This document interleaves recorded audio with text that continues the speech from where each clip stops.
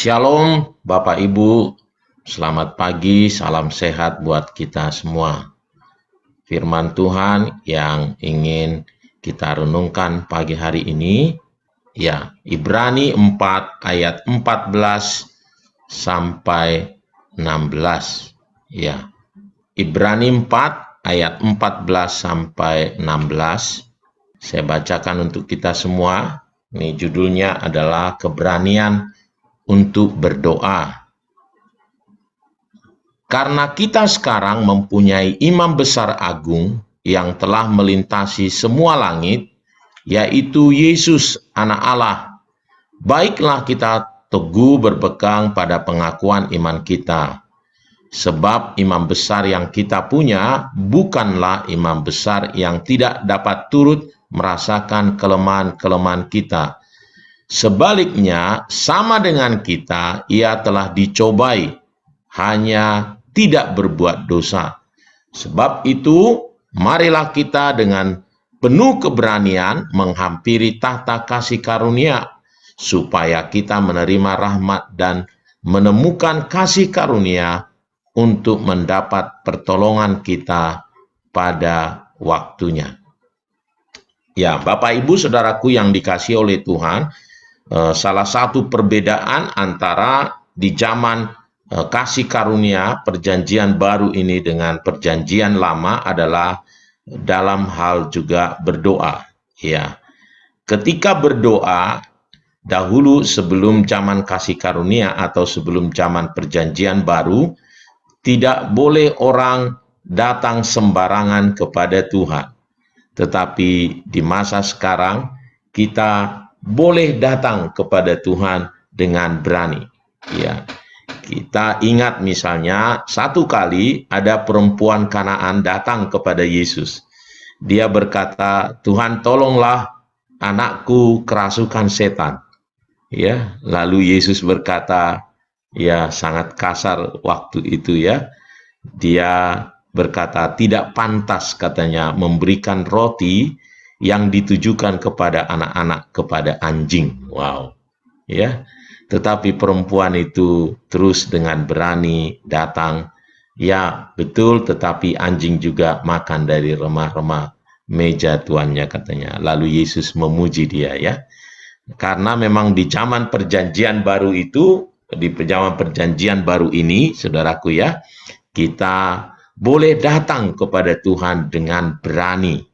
Dan apa yang kita baca tadi itu menjadi satu kebenaran firman Tuhan, ya, bagaimana kita harus datang kepada Tuhan dengan berani.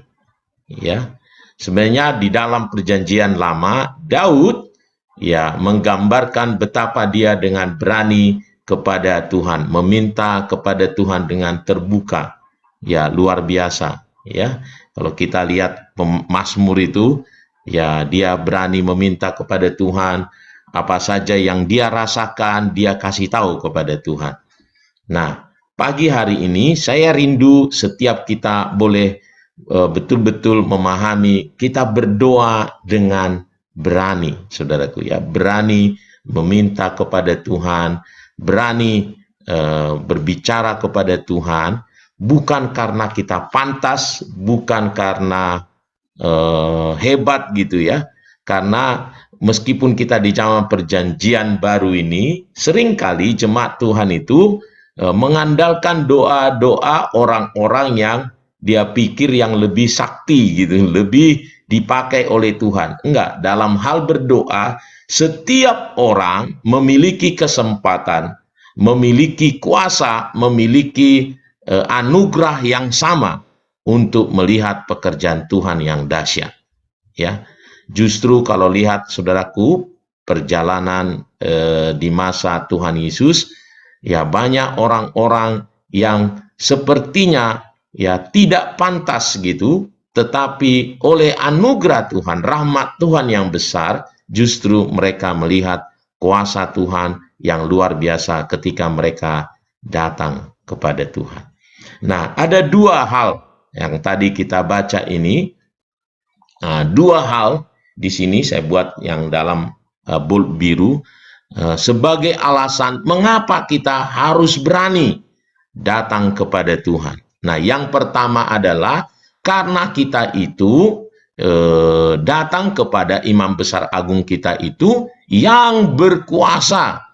Karena ditulis di sini yang telah melintasi semua langit.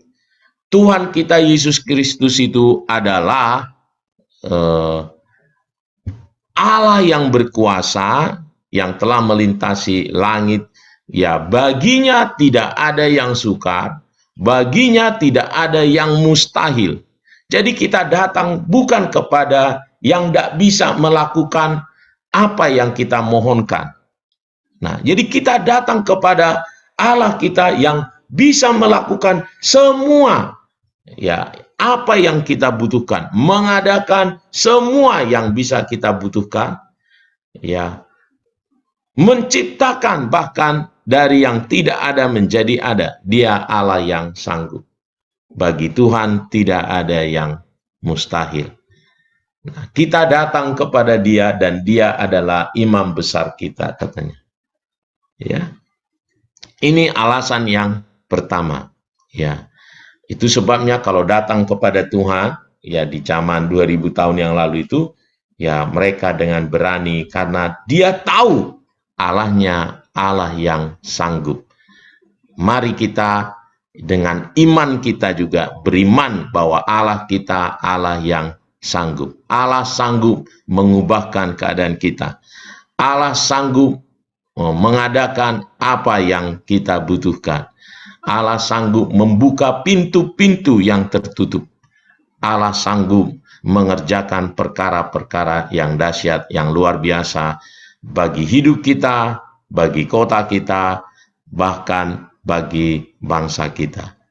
Nah, yang kedua, alasannya adalah bahwa imam besar kita yang kita punya itu, dia adalah manusia sama seperti kita, pernah mengambil rupa menjadi manusia, sehingga dia, kata firman Tuhan di sini, dia bukan imam besar yang tidak dapat turut merasakan kelemahan-kelemahan kita.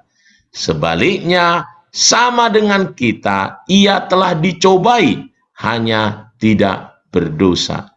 Jadi Allah kita itu menjadi manusia, dia turut dicobai untuk merasakan bagaimana pergumulan kita. Ya. Nah, satu kali, saudaraku, ya ada saya baca satu ilustrasi, ya ada satu anak di sekolah, saudaraku, anaknya harus diamputasi karena kecelakaan tangan kirinya satu, sehingga dia tidak memiliki tangan kiri dan dia hanya memiliki satu tangan kanan. Oleh karenanya, dia sering kali dibuli karena dia tidak bisa seleluasa orang-orang itu yang memiliki dua tangan. Nah, seorang guru yang bijaksana untuk menghentikan bulian, nah dia buat kewajiban setiap orang menyembunyikan tangannya yang kiri. Ya, dia menyembunyikan di dalam bajunya. Lalu mereka beraktivitas sepanjang hari itu dengan cara tidak bisa menggunakan lagi tangan kirinya. Nah, mereka kewalahan semuanya, lalu semuanya jadi dapat memahami betapa sulitnya orang beraktivitas ketika menulis sendiri, ya biasa dengan dua tangan pegang satu bisa nulis gitu. Ini harus satu, susah apa-apa gitu sendiri. Lalu akhirnya mereka bisa menghargai yang punya satu tangan ini. Nah, saudaraku, begitulah kira-kira ilustrasinya mengapa sampai ditulis Allah kita itu ya bukan Allah yang tidak dapat merasakan apa yang kita rasakan, katanya. Dia pernah datang ke dunia ini ya selama 33 tahun, dia menjadi manusia, dia turut merasakan apa yang kita rasakan, sehingga dia sangat-sangat mengerti. Oleh karenanya, mari kita dengan berani, kata firman Tuhan, berani menghampiri tahta kasih karunia-Nya, karena ini zaman kasih karunia. Setiap kita mendapat kesempatan. Oleh karenanya, mari kita buat doa kita ini, ya di pagi hari ini juga nanti di doa-doa pribadi kita datang kepada Tuhan, karena hari ini adalah hari perkenanan Tuhan, di mana setiap orang boleh datang kepada Tuhan, memiliki kesempatan yang sama untuk mendapatkan sesuatu yang besar. Karena ini adalah kasih karunia. Tahta yang kita datangi itu adalah tahta kasih karunia. Bukan sesuatu yang punya syarat yang luar biasa, tidak. Tetapi setiap orang boleh datang kepada Tuhan. Biarlah pagi hari ini kita juga boleh datang kepada Tuhan untuk menerima kasih karunia bagi hidup kita, bagi kota-kota di mana kita tinggal, bagi bangsa kita. Tuhan Yesus memberkati.